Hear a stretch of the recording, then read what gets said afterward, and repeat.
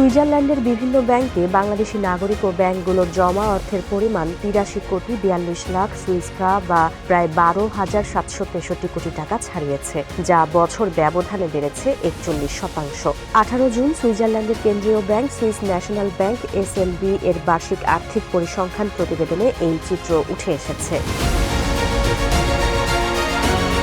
Swiss ব্যাংকে বাংলাদেশি আমানত বৃদ্ধির মূল চালিকা শক্তি হিসেবে দেখা হচ্ছে বাণিজ্যিক ব্যাংকগুলোকে। ২০২৪ সালে যেখানে বাংলাদেশি ব্যাংকগুলোর জমা ছিল ৫৭ কোটি ৬৬ লাখ সুইস ফ্রাঁ, ২০২৫ সালে তা বেড়ে দাঁড়িয়েছে ৮২ কোটি ২৭ লাখ ফ্রাঁতে।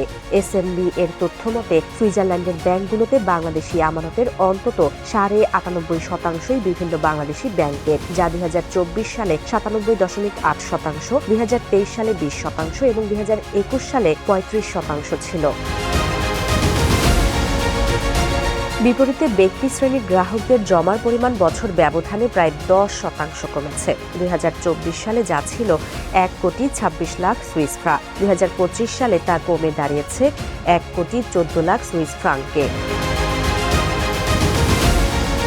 মিউচুয়াল ট্রাস্ট ব্যাংকের ব্যবস্থাপনা পরিচালক সৈয়দ মাহবুবুর রহমান জানান, সুইজারল্যান্ডে বাংলাদেশি ব্যাংকগুলোর এই তহবিলের পরিমাণ মূলত সাধারণ ব্যাংকিং কার্যক্রমেরই অংশ, অবৈধ সম্পদ বা পাচার হওয়া অর্থ নয়। ব্যাংকগুলো নিয়মিতভাবে সর্বোচ্চ মুনাফার ভিত্তিতে বিভিন্ন দেশ এবং আর্থিক প্রতিষ্ঠানে তহবিল জমা রাখে, ফলে কোনো নির্দিষ্ট বছরে সুইজারল্যান্ডে বেশি অর্থ জমার অস্বাভাবিক কিছু নয়।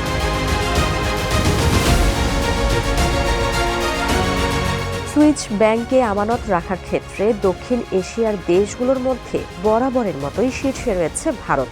২০২৫ সালের ভারতীয় নাগরিক ও ব্যাংকগুলোর জমার পরিমাণ ছিল ৩২০ কোটি সুইস ফ্রাঁ, যদিও তা আগের বছরের চেয়ে ৮% কমেছে।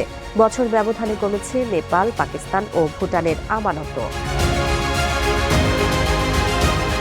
বাংলাদেশ ৮৩ কোটি ৪২ লাখ সুইস ফ্রাঁ নিয়ে এই অঞ্চলে দ্বিতীয় অবস্থানে রয়েছে এবং বছর ব্যবধানে আমানত বেড়েছে ৪১%। এছাড়া সুইস ব্যাংকগুলোতে আমানত বাড়িয়েছে শ্রীলঙ্কা, আফগানিস্তান ও মালদ্বীপ। শতকরা হিসাবে সুইজারল্যান্ডে আমানত দ্রুত প্রবৃদ্ধি দেখেছে আফগানিস্তান। বছর ব্যবধানে ৪৮.২% বেড়ে ২০২৫ সালে তাদের মোট জমা ছাড়িয়েছে ৪৭ লাখ সুইস ফ্রাঁ।